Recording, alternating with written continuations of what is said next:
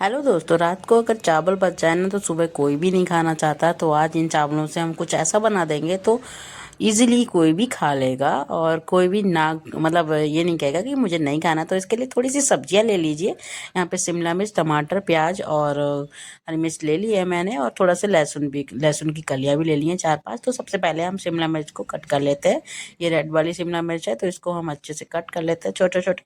आप चाहे तो लंबाई में काटें, चाहे छोटे में, कैसे भी काट सकते हैं, वो आपकी मर्जी है। इसमें बस सब्जियां छोटे छोटे करके ही कट करना है तो ताकि अच्छे से हमारी कुक हो जाए। और पहले मैंने रेड वाली शिमला मिर्च कट कर ली थी। अब ये कट कर ली है। इसके बाद ग्रीन वाली, और ये शिमला मिर्च भी काफ़ी दिन से मेरे फ्रिज में पड़ी थी तो लगभग सूखने पे आ गई थी। तो आज इनका भी यूज़ हो जाएगा। ये 2 ही बची थी तो मैंने कहा चलो आज इनका भी यूज़ कर ही लेती हूँ और फ्राइड राइस में यूज़ कर लेती हूँ। तो इन चावलों से मैं बनाने वाली हूँ फ्राइड राइस, जो कि ईज़िली बन जाते हैं। और आप, ये तो मेरे रात के बचे हुए चावल थे, आप चाहें तो नॉर्मल चावल से भी बना सकते हैं। बस चावल को आपको थोड़ा सा कुक करना रहेगा।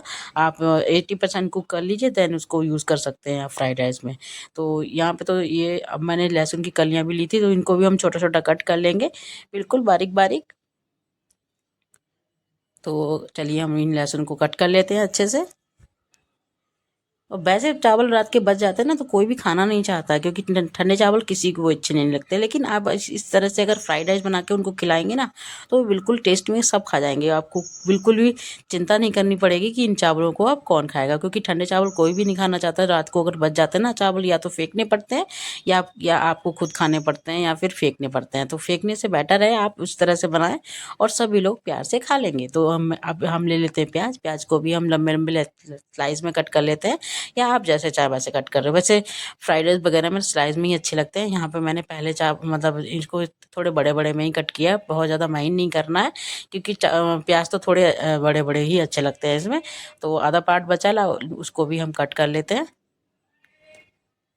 बस फ्राइड राइस में सब्जियां आप अपने अकॉर्डिंग डाल सकते हो। इसमें आप ब्रोकली वगैरह भी डाल सकते हो, बट मटर भी डाल सकते हो, पत्ता गोभी भी डाल सकते हो। लेकिन इस समय मेरे पास जो सब्जियां अवेलेबल थी मैंने वही यूज़ की हैं। अब मैं अगर सर्दियों में बनाते हैं ना, सर्दियों में तो इतनी सारी सब्जियां होती हैं, उसमें गाजर भी डाल सकते हो आप, और गाजर डाल सकते हो, मटर डाल सकते हो, ब्रोकली डाल सकते हो, और क्या कहते हैं, ये सारी चीज़ें आप यूज़ कर सकते हो। तो यहाँ पे मैंने और अब रह गया टमाटर। अब इस टमाटर को भी हम छोटा छोटा कट कर लेंगे, और ये सब्जियां जब कट हो जाएंगी देन हम अपना फ्राइड राइस बनाना स्टार्ट कर देंगे। तो पहले हम टमाटर को अच्छे से कट कर लेते हैं। इजी है और आसानी से टेस्टी बन जाता है, तो सब आसानी से खा लेते हैं। इस कोई भी वो नहीं रहता है। और ये शायद मेरे साथ नहीं है, ये हर घर की प्रॉब्लम है कि शाम को अगर थोड़े से भी चावल बच जाए ना तो सुबह वो कोई नहीं खाना चाहता है। तो आप उसका क्या कर सकते हो, आप इस तरह से यूज़ करके उसको ईजिली खा सकते हो।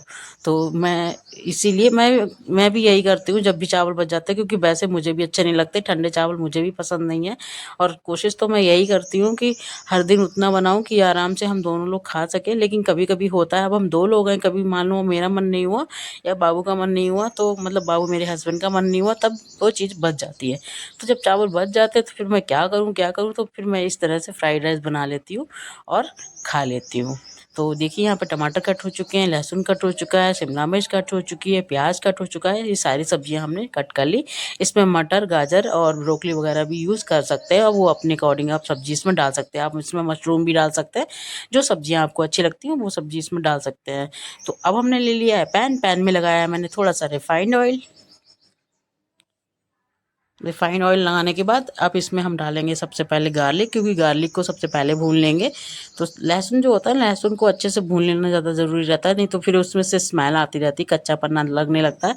तो सबसे पहले मैंने यहाँ पे लहसुन ही डाला था। तो लहसुन को तो गोल्डन ब्राउन होने तक भूनने के बाद फिर हम उसमें आगे की सब्जियाँ डालेंगे। तो पहले मैंने देखिए लहसुन डाल दिया, अब इसको थोड़ा सा भुनाने देते हैं, वैसे भी बहुत जल्दी हो जाता है। और पता है ये जो फ्राइड राइस है ना, ये इजीली बन जाते हैं, 10 मिनट नहीं लगते हैं। बस ये सब्जियां चॉप करने में थोड़ा सा टाइम लगता है, तो वो तो इजीली कर लेंगे आप, क्योंकि जब आप खाना बनाती है तो भी इतना इतना काम कर लेती है, तो 2-4 सब्जियां तो यूं ही चॉप हो जाती हैं। फिर हम डाल देंगे इसमें प्याज। प्याज को भी हम थोड़ा सा हल्का भून लेंगे, बहुत ज़्यादा जलाना नहीं है, बस थोड़ा थोड़ा भी भून लेना है।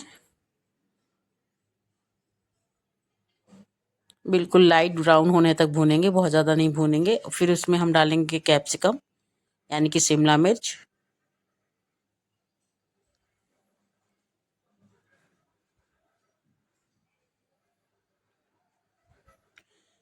ये छोटी छोटी चीज़ें जो होती है ना, ये आपका टेस्ट बदल देती हैं। अब जैसे मान लो ये चावल अगर हम बिल्कुल ऐसे ही खाएंगे तो किसी का भी मन नहीं करता। मेरा भी ठंडे चावल खाने का बिल्कुल मन नहीं करता, लेकिन मैं इस तरह से बना लेती हूँ तो वो टेस्टी हो जाते हैं, और जब टेस्टी हो जाते हैं तो उसके बाद तो हर कोई खा लेगा, फिर मैं भी इजीली खा लेती हूँ। तो यहाँ पे मैंने देखी शिमला मिर्च, प्याज वगैरह, अब इनको ना थोड़ा सा सॉटे इसलिए कर लेना क्योंकि शिमला मिर्च कच्ची रह जाएगी तो भी थोड़ा सा अच्छा नहीं लगेगा। तो इतना हल्का सा सॉटे कर लेते हैं, मतलब कुक कर लेते हैं, ताकि जो शिमला मिर्च है उसमें भी कच्चापन ना रह जाए। तो उसके बाद हम डालेंगे इसमें टमाटर, जो टमाटर हमने कट किए थे वो डालेंगे, और इसको हम अच्छे से मिक्स कर लेंगे।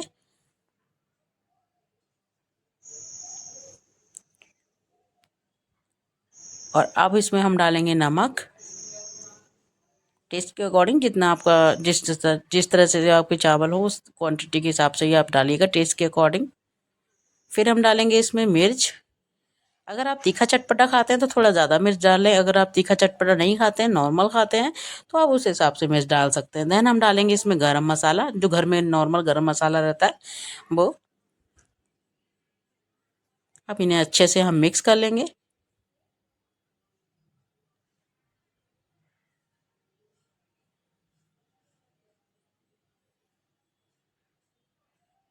और अब हम डाल देंगे जो हमारे चावल रखे थे ना, वो हम डाल देंगे इसमें। मेरे पास इतने चावल थे, और आप मतलब ये रात के बचे हुए चावल ज़रूरी नहीं है, आप चाहें तो इसे फ्रेश चावलों में भी बना सकते हैं। और ये घर के चावल थे तो ये मतलब बच गए थे, तो फिर मैंने कहा इनका यूज़ कर लेते। फिर मैंने इसमें डाला विनेगर, जो मैंने वाइट वाइट डाला था वो था विनेगर, वाइट विनेगर थोड़ा सा डाला था, क्योंकि वाइट विनेगर डाला। फिर हम इसमें डालेंगे सोया सॉस। अब इसे हम अच्छे से मिक्स कर देंगे।